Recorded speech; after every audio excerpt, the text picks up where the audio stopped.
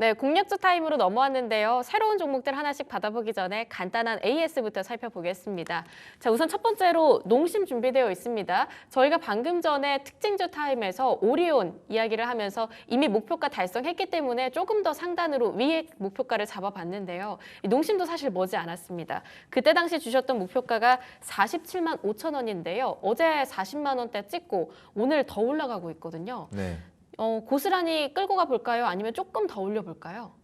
일단은 47만 5천 원을 잡고 가면 될 것 같아요. 네. 그래서 오늘 다행히 또 음식료 업종이 강한 흐름을 보여주게 되면서 농심도 좀 따라가는 모습을 보여줬다라고 생각을 하시면 될 것 같습니다. 그래서 이전에도 말씀드렸지만 이제 가격 인하를 했었던 부분을 다시 인상을 통해서 이전 가격 그대로 좀 돌아온 것뿐이다. 그래서 너무 크게 오른 게 아니기 때문에 충분히 이런 이 농심 자체만 두고 봤을 때 그렇게 부정적인 이유는 아니다. 오히려 좀 긍정적인 요인으로 좀 볼 수 있다. 왜냐? 이전에 환율도 높고 원재료도 뭐 가격이 올라가고 하다 보니까 수익성이 계속적으로 악화됐는데 이런 것들을 이제 개선시킬 수 있는 부분이 좀 나타났다라는 거. 그리고 이제 수출에 대한 부분도 말씀드렸죠. 삼양식품이 한 70%, 농심이 40%로 지금 농심도 만만치 않게 수출을 좀 많이 하고 있는 기업이기 때문에 충분히 이제 수익성이 더 가파라지긴 그런 모습을 보여줄 수 있다. 이렇게 보시면 될 것 같습니다. 그래서 지금 농심 같은 경우에 사실 40만 원 밑에서 크게 상승을 못하고 또 이렇게 횡보를 했어요. 근데 오히려 이게 좀 건강한 조정이었다라고 생각을 하거든요. 그래서 가격 조정이 아닌 기간 조정을 통해서 이전에 쌓여 있었던 악성 매물들까지 다 소화를 하고 재매집을 통해서 이제 막 쏘아 올리는 자리이기 때문에 충분히 47만 5천 원까지 끌고 가볼 수 있지 않을까라는 생각을 하거든요. 그리고 항상 거래량 말씀드리죠. 거래량이 이렇게 줄었다가 지금 상승이 나오는 시점에서 점진적으로 거래량이 좀 늘어나는 그런 모습들도 볼 수가 있기 때문에 지금 딱 전형적인 우상향 차트다라고 생각을 해주시면 될 것 같아요.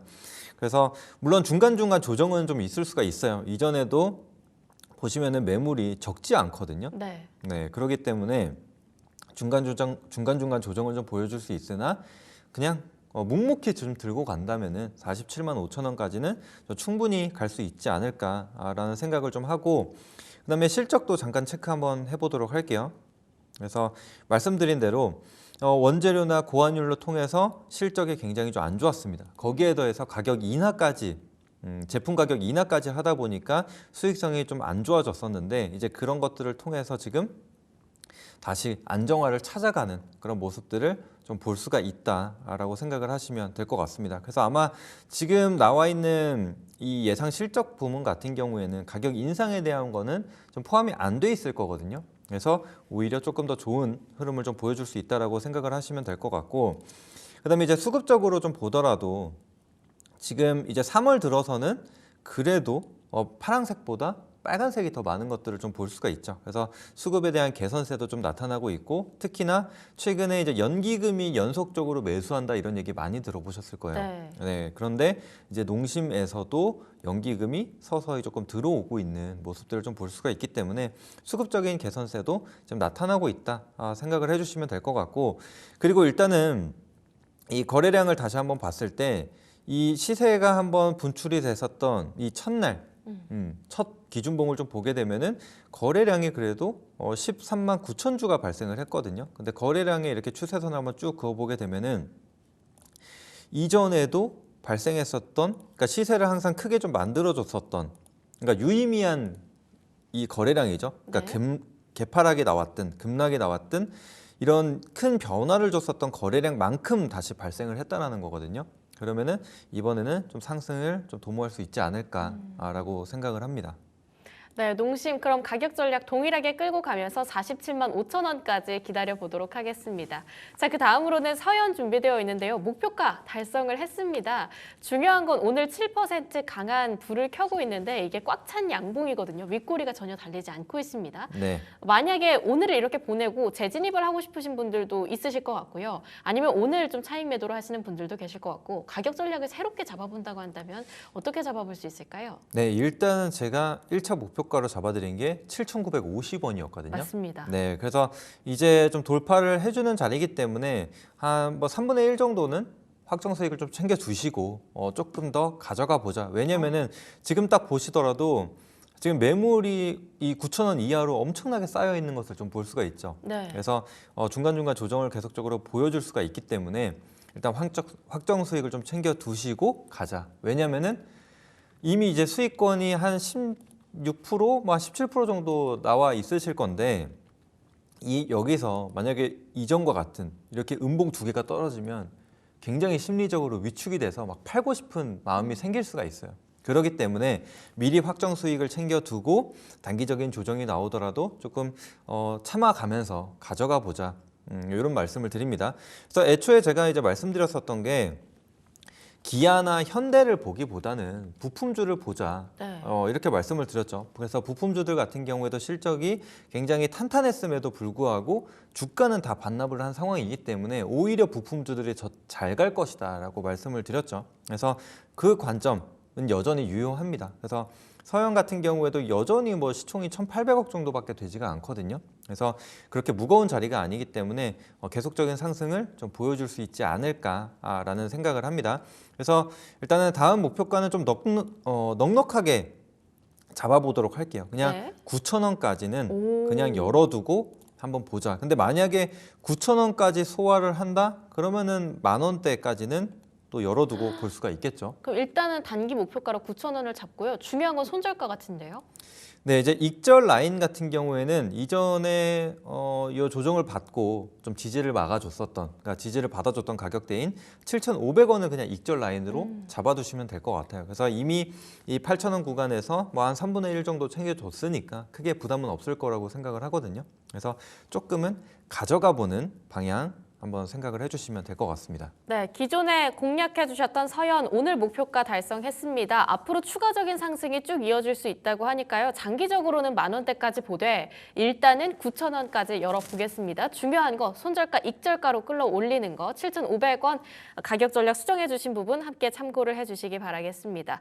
자, 이어서 하이젠 R&M 살펴보겠습니다. 그때 주셨던 목표가가 4만 원인데요. 오늘 로봇주가 굉장히 안 좋습니다. 하이젠 R&M이 현재 8% 정도 강하게 밀리면서 33,400원을 달리는데 이 로보티즈의 물적 분할 영향 때문일까요? 오늘 로봇주 투심이 굉장히 안 좋은데요. 이게 아직까지 손절가 터치를 안 했거든요. 그냥 네. 계속 좀 홀딩을 해볼까요? 아니요. 저는 사실 익절을 좀 말씀드리고 싶거든요. 네. 그래서 왜냐면 제가 4만 원을 제시를 해드렸는데 지난 금요일 날 39,850원까지 갔어요. 딱 세 틱이 부족했었던 부분인데 네. 이 정도면 사실 그냥 익절하는 방향으로, 그러니까 애초에 제가 이 하이젠 R&M을 말씀드릴 때 지금은 뭔가 이렇게 신고가를 돌파하고 막 가는 흐름보다는 단기적으로 지금 고점 대비해서 대략적으로 한 40% 가까운 조정을 받았기 때문에 네. 이제 로봇주 순환매가 돌게 되면서 같이 이제 대장주 역할을 했었던 종목이기 때문에 이 정도 조정 받았으면은 기술적 반등이 나와야 된다라고 하면서 단기적으로 보자라고 말씀을 드렸거든요. 근데 딱 거기에 맞게 하이젠 R&M 같은 경우에도 한 17% 정도 수익이 비슷하게 좀 나왔어요, 서현이랑. 네. 그래서 그 정도면은 좀 수익을 챙겨가는 게 맞지 않나. 그래서 지금 연일 좀 조정이 나오고 있는데 사실 현금화를 해뒀다가 그 이후에 다시 잡는 게 좋겠다라고 좀 생각을 하거든요. 그리고 제가 항상 거래량을 좀 많이 말씀드리잖아요. 그래서 이때도 보시면은 하이젠 R&M이 쭉 올라왔지만 사실 거래량이 굉장히 많이 실렸다라고 보이진 그러네요. 않죠. 네, 그렇다라는 얘기는 새로운 시세를 만들기에는 다소 부족한 힘이다라고 애초에 우리가 접근을 할 수가 있거든요. 그래서 이렇게 거래량이 없이 오르는 종목들, 그리고 일정 매물대 가격대에서 그 구간을 뚫어내지 못한다라고 한다면은 하이젠 R&M뿐만이 아니라 다른 종목도 마찬가지예요. 그래서 거래량 없는 반등, 이런 부분은 좀 조심을 할 필요 있다. 그래서 단기적으로 좀 접근을 하고, 그래서 제가 항상 이제 거래량을 말씀드리는 부분이 뭐냐면은 사실 하이젠 R&M이 4만 원 구간을 돌파를 하게 되면서 거래량이 갑자기 적어도 이전에 뭐 시세를 좀 만들어냈었던 이 시세 초입 구간에 보게 되면은 적어도 1,000만 주 수준은 발생을 했거든요. 네. 그래서 1,000만 주 수준, 뭐 비슷한 뭐 800만 주, 900만 주, 1,000만 주 혹은 이상이면 당연히 좋겠죠. 그 정도의 거래량이 발생을 하면서 4만 원을 살짝 뚫어놨다. 꼬리라도 뚫어놨다라고 하면은 더 보자라고 하겠지만 그러지 못했기 때문에 우리는 확실하게 좀 수익을 챙겨가는 게 맞다. 생각을 해주시면 될 것 같습니다. 그래서 이거는 사실 기본적인 내용이거든요. 네. 근데 이거를 놓치시는 분들이 많아요. 그래서 그게 바닥주 매매든 눌림목 매매든 어떤 매매를 하시더라도 항상 거래량이 어느 정도 좀 받쳐주는지 그런 것들을 좀 체크해 보셔라. 한번 강조 드리도록 하겠습니다. 네, 손절가 터치를 못한 게 참 아쉽습니다. 39,850원까지 딱 올라갔는데 살짝은 아쉽지만 일단은 여러 가지 상황들을 봤을 때 어느 정도 익절 구간이라고 봐야 할 것 같습니다. 잠깐! 구독, 좋아요 눌러주셨나요? 만약 아직까지 누르시지 않았다면 지금 당장 눌러주세요. 자, 이렇게 AS 종목들 하나씩 받아봤고요. 새로운 종목 공략해 보도록 하겠습니다. 우선 덕산 하이메탈 가져와 주셨는데요. 오늘 흐름이 참 좋습니다. 윗꼬리가 살짝씩 달리려고 하는 것 같긴 한데 만약에 여기서 조금 더 빠진다고 한다면 공략해 볼 만한 모멘텀들 뭐가 있을지 하나씩 파헤쳐 보겠습니다. 네, 일단은 오히려 꼬리를 좀 달아줘서 다행이다 라고 생각을 하거든요. 조금 더 싸게 살 수가 있기 때문에 일단은 좋은 흐름이라고 생각을 하고요. 일단 덕산 하이메탈 같은 경우에는 이제 반도체 패키징 소재를 좀 만드는 기업인데 네. 우리가 이제 HBM에 대한 이슈가 굉장히 좀 많이 알려지게 되면서 이제 솔더볼이라는 얘기를 많이 들어보셨을 거예요. 그래서 이 기판과 기판 사이 혹은 이제 D램 사이에 연결하는 부분, 그러니까 납땜을 보통 한다라고 네. 하죠. 그래서 비아홀을 뚫고 나서 그 사이에 이 구리 소재인 이 솔더볼을 넣고 눌러서 접합시키는 이제 그런 거로 이제 많이 알려지게 됐습니다. 그래서 이제 솔더볼이 무엇인지는 대부분이 좀 알고 계실 거라고 생각을 하는데 그와 관련돼서 좀 독보적인 기술을 좀 가지고 있습니다. 그래서 점점 지금 소형화가 되고 있죠. 미세화가 되고 있는데 구멍도 점점 작아지고 많아지고 있는 상황이죠. 네. 그래서 그것들을 채우려면은 이 솔더볼도 마찬가지로 크기가 좀 작아져야 되거든요. 근데 이 덕산 하이메탈 같은 경우에는 이 마이크로 솔더볼도 제작을 하고 있는 기업이거든요. 그래서 실제로 뭐 삼성전자라든지 SK 하이닉스에도 공급을 하고 있고 아마 이 엠코라는 기업을 한번 들어보셨을 거예요. 아메리카 코리아 합쳐서 이제 AMKOR이라는 엠코라는 기업이 있는데 네. 이 오사트 2위 업체거든요. 그래서 이제 뭐 엔비디아라든지 뭐 이런 고객사들을 좀 가지고 있는 기업인데 이 엠코 코리아에도 이 솔더볼을 공급을 하고 있습니다. 그래서 지난해 같은 경우에도 엠코 코리아에서 이제 한국에 공장을 증설을 하고 또 엔비디아 향으로 이제 물량을 좀 늘려서 그러니까 패키징 물량을 좀 많이 늘려가지고 진행을 한다라는 얘기가 있었는데 이런 고객사들을 좀 가지고 있는 회사다 보니까 그리고 이제 HBM 이런 첨단 패키징 뭐 2.5D 지금 얘기가 계속적으로 나오고 있죠. 그래서 여기에 들어가는 이제 솔더볼을 생산을 하는 기업이기 때문에 오히려 앞으로 좋아지면 더 좋아지지 않을까. 지금 나빠질 이유는 더 이상 없지 않을까라고 생각을 하거든요. 그리고 이미 기업이 실적이 좀 안 좋았던 부분이 있었어요. 이제 그런 것들은 이미 주가에 좀 다 반영이 되지 않았나라고 생각을 하고 있기 때문에 이제는 바닥 구간에서 좀 턴어라운드를 한번 기대를 해보자. 이렇게 말씀드리도록 하겠고 또 그리고 이제 자회사가 있거든요. 네. 자회사가 있는데 방산업을 영위를 하고 있습니다. 그래서 이 항법이라고 하는 이제 내비게이션이라고 말씀드리면 좀 편할 것 같아요. 그래서 이와 관련된 사업을 영위를 하고 있기 때문에 또 요즘 최근에 방산주들 굉장히 흐름이 좋잖아요. 그렇기 때문에 이제 실제로 자회사의 실적도 좀 좋아졌다. 그래서 이런 것들이 연결 실적으로 좀 반영이 됐다라고 생각을 해주시면 될 것 같고요. 그다음에 이제 실적을 한번 보도록 할게요. 실적을 보시면은 앞서 말씀드린 대로 실적이 좀 안 좋았어요. 22년도, 23년도 매출액은 늘었지만 오히려 영업이익은 적자. 그다음에 적자폭이 좀 오히려 커지는 그런 모습들을 보여줬는데 지난해 24년도부터 매출액도 굉장히 좀 큰 폭으로 성장을 했고 영업이익 같은 경우에도 흑자 전환에 성공하는 그런 모습을 좀 보여줬다라고 라는 부분만 봤을 때도 이제는 주가가 좀 상승이 나와야 되지 네. 않을까라고 생각을 하거든요.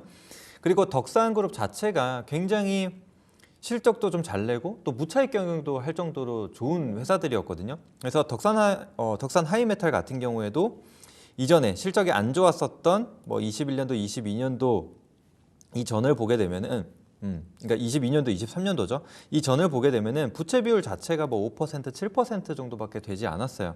근데 이제 실적 악화가 좀 발생을 하게 되면서 이제 부채 비율이 좀 늘었는데 이제 이런 부분을 다시 좀 눌러줄 수 있을 만한, 그러니까 부채 비율이 다시 좀 하락할 만한 요인이라고 생각을 하거든요. 거기에 더해서 유보율 같은 경우에도 뭐 5,000%대까지 늘어났다가 3,000%대로 확 줄었는데 네. 다시금 이제 흑자로 전환을 하게 되면서 충분히 쌓아갈 수 있지 않을까. 그러니까 재무 안정성도 충분히 개선이 되는 부분들이 확인이 될 거다 보니까 한번 중장기적인 관점으로 한번 보시면 좋지 않을까 생각을 합니다. 그래서 지금 차트를 한번 보도록 할게요. 네. 그래서 제가 이제 바닥주 많이 말씀드리죠. 역시나 똑같습니다. 자, 이제 최저점 우리가 확인을 했고 여기서 저점이 이렇게 서서히 높아지는 네. 추세선 상단에서 딱 지지받아야 될 자리에서 지지를 받는 것이 지금 확인이 됐죠. 거기에 더해서 뭐다? 거래량이 이렇게 늘어나는 것들이 지금 확인이 되죠. 그래서 지금 월요일도 그렇고 오늘도 그렇고 연달아서 뭐 엄청나게 많은 양은 아니지만 적어도 평균 이전에 발생했었던 평균 거래량 대비해서는 많은 양이거든요. 그래서 유의미하다라고 볼 수가 있고, 그리고 지금 딱 종가상 고가를 돌파하는 그런 자리에 위치를 하고 있거든요. 그래서 거래량을 수반한 돌파 흐름이 좀 나타나고 있기 때문에 지금은 추세 전환을 한번 기대를 해보자. 게다가 또 말씀드리는 게 있죠. 이평선 수렴. 네. 네, 많이 말씀드리죠. 그래서 이평선이 지금 어때요? 점점 모이고 있습니다. 그쵸? 한 곳으로. 네, 지금 4,100원, 4,200원 구간에 완전히 이렇게 모여 있는 것들을 볼 수가 있죠. 그래서 이제 본격적으로 수렴 이후에 정배열로 전환을 하게 되면서 우상향 흐름을 좀 갖춰갈 수 있는. 자, 그러면은 이제 주가 흐름이 충분히 이해가 되죠. 23년도, 22년도, 23년도 안 좋았고, 그렇기 때문에 실적 확인하기 전까지는 이렇게 하락세를 좀 보이다가 이제 실적이 좋아진 거 확인했고, 그리고 또 이제 솔더볼이라는 재료가 네. 지금 나쁜 재료가 아니잖아요. HBM이 특히나 시장에서 굉장히 좀 강한 모습을 좀 보였고 앞으로도 수요는 꾸준할 거기 때문에 이와 관련돼서 상승할 만한 재료는 충분하다. 그러니까 실적 기반에다가 거기에 더해서 이제 뭐 HBM 수요 늘어난다, 뭐 솔더볼 더 많이 들어. 왜냐면 지금 1024개에서 2048개 계속적으로 이제 두 홀이 늘어나고 있는 상황이죠. 그러면 솔더볼 수요도 당연히 같이 늘어나야 되는 거거든요. 그러면은 이런 호재들이 발생을 한다면, 그러니까 센티멘털적인 측면으로 봤을 때도 더 이 주가를 붙여줄 수 있는 부분이라고 생각을 하거든요. 네. 그래서 그런 점들 참고하시고 지금 뭐 매물이죠. 매물적인 측면으로 좀 보더라도 지금 6,000원까지는 그렇게 무겁지 않거든요. 네, 그렇기 때문에 좀 상방으로 크게 열어두고 좀 볼 수가 있다라고 생각을 합니다. 그래서 일단 매수가는 4,500원에서 4,700원 사이로 현재가 부근에서 잡아주시면 되시고 1차 목표가는 지금 말씀드린 이 매물대 가격대 6,000원으로 잡아주시면 되겠습니다. 자, 그리고 손절가 같은 경우에는 역시나 좀 중장기적인 관점으로 좀 보는 종목이기 때문에 넉넉하게 이전 뭐 저점 라인 정도 보시면 될 것 같아요. 3,800원 정도 되거든요. 네, 그래서 3,800원 잡고 봐주시면 되겠습니다. 네, HBM 여러 가지 층을 쌓아 올릴 때 그 사이에 들어가는 솔더블 쪽으로 유망한 기술력을 가지고 있는 덕산 하이메탈 받아봤습니다.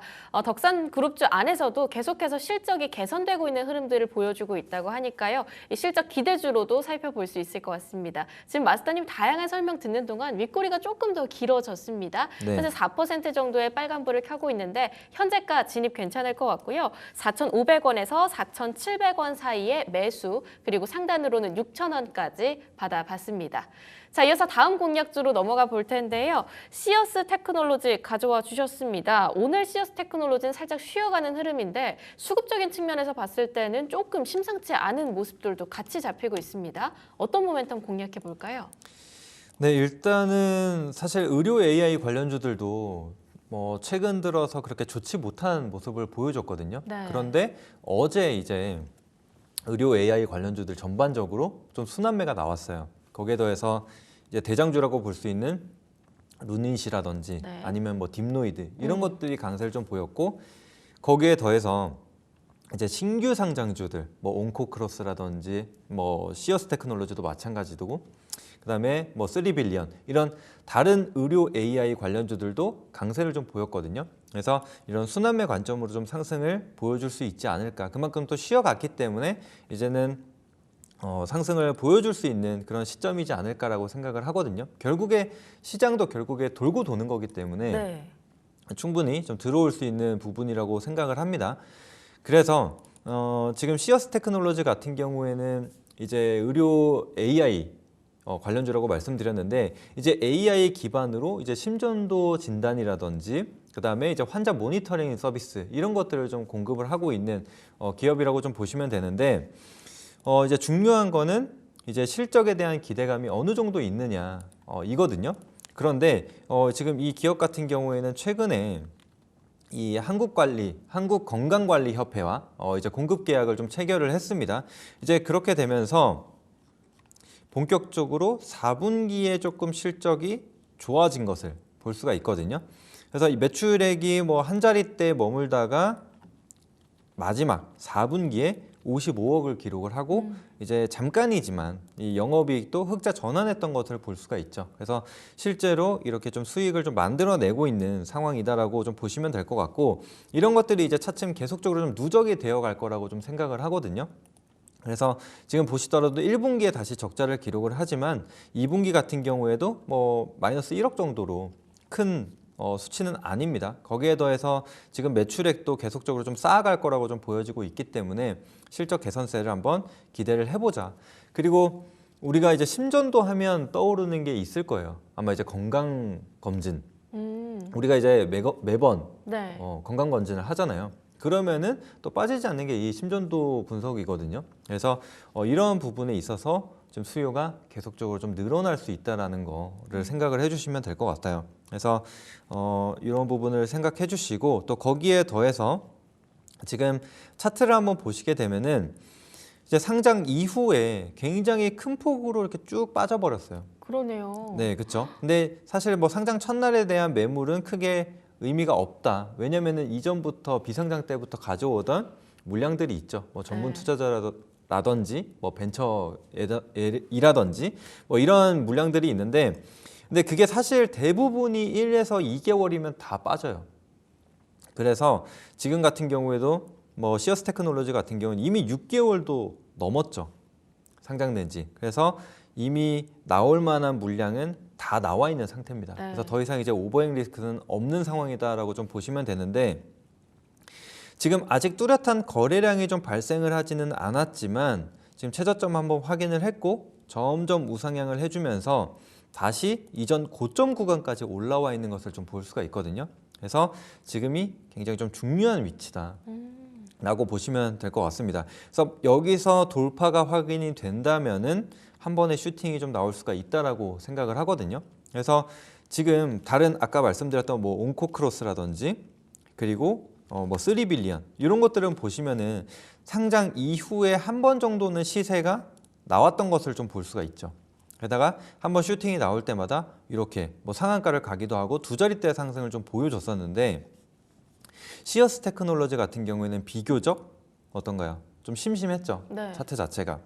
이제 그런 상황이라서 좀 순환매 관점으로 한 번에 수급이 한번 들어올 수 있지 않을까라는 관점으로 한번 봐주시면 될 것 같아요. 그래서 지금 딱 돌파 자리에 있기 때문에 한번 관심을 가지자는 관점으로 보시면 되고, 그래서 매수가 같은 경우에는 이 돌파 자리 이하인 이제 14,500원에서 15,000원 사이로 잡아주시면 될 것 같고, 그다음에 1차 목표가는 역시나 이 다음 매물대 구간으로 잡았습니다. 17,500원으로 잡아주시면 되겠고, 그다음에 손절가는 이제 하단 이 장기 이평선이 형성이 되어 있는 12,500원으로 잡아주시면 될 것 같아요. 그래서 지금 이 기업 같은 경우에는 아직 거래량이 확인이 안 된 상황이잖아요. 네. 그래서 지금은 돌파를 기다리는 어떻게 보면 지금 선취를 하는 자리에 위치를 하고 있는데 만약에 거래량 없이 계속적인 조정이 나오고 12,500원 구간을 이탈한다라고 하면 지금 추세마저 벗어나는 자리이기 때문에 우리가 확실하게 손절 대응은 해야 된다라는 것은 좀 감안하고 보시면 될 것 같습니다.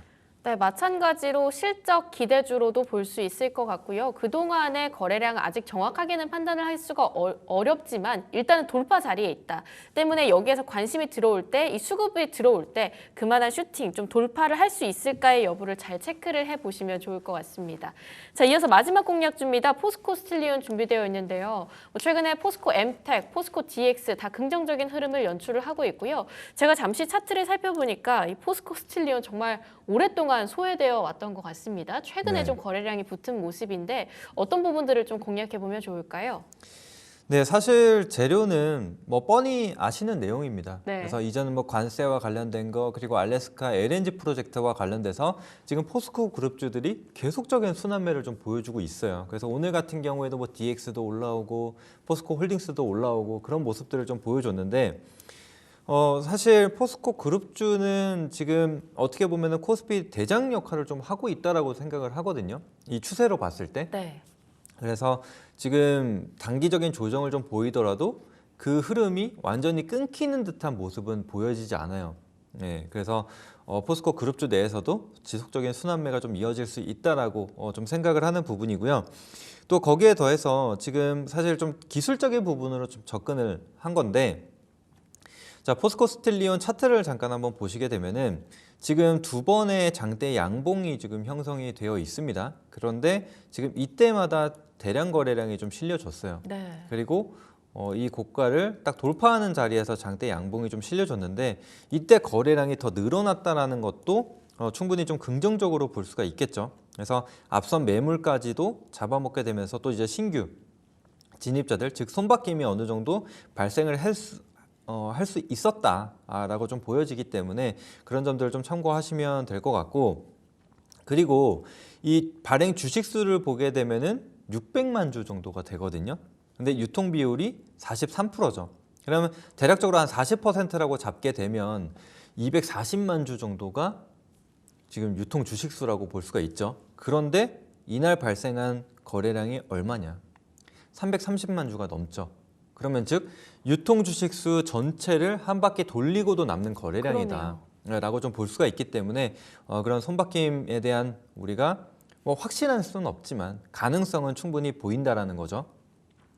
그래서 그런 점을 참고해 주시면 되고 지금 단기적으로 좀 조정을 좀 받기는 했어요. 그런데 이제 가격 조정이 그렇게 크지도 않았고 지금 크게 벗어나지 않는 제가 보통 이런 시세가 나왔을 때는 장대 양봉 절반 정도 지켜주는지 보셔라라고 맞아요. 말씀을 드리잖아요. 그런데 딱 보시더라도 어때요? 지켜주고 있습니다. 지켜줬죠. 거기에 더해서 지금 단기 추세를 볼 수 있는 이 11일 평선도 차례로 좀 밟아가면서 다시 상승을 좀 보여주고 있죠. 그래서 47,500원이 이제 이전 뭐 고점 수준인데 종가상 이 가격대까지 거의 다 올라왔어요. 그러면은 또 다시 한번 돌파하는 구간에서 시세가 한번 나올 수 있는 그런 부분이라고 생각을 하고 그다음에 이제 거래량을 한번 봐야겠죠. 이때 크게 거래가 한번 발생된 이후로 거래량이 어때요? 아, 심심합니다. 그렇죠. 네. 좀 심심하죠. 근데 거래량이 없이 추가적인 조정이 나오지 않았다라고 한다면은 더 이상 매도하는 사람이 지금 당장은 없다라는 거죠. 그러면은 사람의 심리가 뭐예요? 팔지 않는다라는 거는. 올라가길 바라는 거죠. 그렇죠. 올라가길 바라고 그걸 기다리고 있다라고 우리가 해석을 할 수 있잖아요. 그렇기 때문에 지금은 딱 돌파하는 시세를 한번 기다려보자. 거기에 더해서 지금 포스코 그룹주들 전반적으로 계속 좋은 흐름을 이어가고 있는 상황이고 또 거기에 더해서 시총도 가장 가벼운 종목이거든요. 포스코 네. 그룹주 내에서. 그렇기 때문에 한 번에 더 움직임을 기대를 해보자 말씀드리고 지금 매수가 역시 뭐 45,000원에서 46,000원 사이로 잡아주시면 되겠고 그다음에 목표가 이제 52,000원으로 이전 고가 한번 잡아봤습니다. 자 그리고 손절가는 41,300원 이 21선 추세가 좀 벗어나는 자리이기 때문에 41,300원 손절가로 잡아주시면 되겠습니다. 네, 전에 나왔던 장대 양봉 반절을 아직 넘기지 않은 채 다시 한번 오름하는, 그러니까 우상향 추세로서의 모양을 잡아가고 있는 포스코 스틸리온 마지막 공략주로 받아봤습니다. 오늘 다양한 투자 전략 함께 세워봤습니다. 지금까지 딜사이트S 강호진 마스터와 함께했습니다. 마스터님 좋은 말씀 감사합니다. 네, 감사합니다.